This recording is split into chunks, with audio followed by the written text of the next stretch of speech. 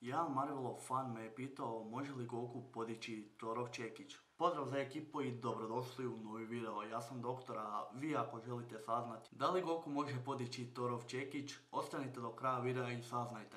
Svi znamo da Thorov čekić ima određene uvjete koje je sam Odin urezao na njega. Ove sve što ću vam pročitati sam uzeo sa Wikipedije. Nemojte me osuđivati, nemam pojma o Marvelovom svijetu, tako da nijedno živo biće neće vladati čekićem osim ako ga nije vrijedan. Kad se jednom baci uvijek će se vratiti u vladarevu ruku. Vladar čekića može vladati elementima oluje, muljama, kišom, vjetrom. Čekić može otvarati međudimenzionalne portale. Moraš imati plemenit moraš imati duh ratnika i moraš biti hrabar.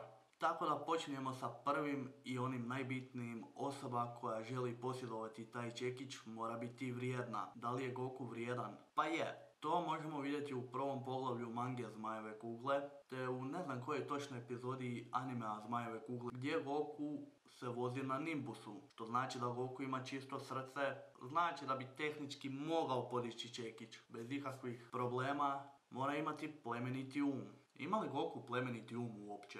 Reći ću da ima, pošto plemenit znači da nećeš proći preko svojih principa. A Goku kad je bio mali je obećao Čiči da će se oženiti za nju. I Goku nije prešao preko svog principa, nego se lik stvarno oženio za nju puno godina kasnije kad ju je već i zaboravio. Sljedeću kvalitetu koju mora imati vlasnik čekića, to je ratnički duh. Pošto je sam Goku Saiyan, a Saiyani su rasa ratnika, tako da ja mislim da ja ovo ne moram dalje objašnjavati, te Goku zapravo ima duh ratnika. Hrabrost. Mislim da o ovom ne moram previše ni pričati, jer Goku koliko je lud, toliko je hrabar. Tako da bori se sa raznim vanzemaljcima, spašava zemlju, spašava svemire. Može li Goku onda podići i vladati Thorovim čekićem? Ja mislim da može bez ikakvih problema, jer ne vidim razlog zašto Goku ne bi mogao vladati njim. Goku je sam po sebi dosta plemenit, hrabar, lud i ima čisto srce.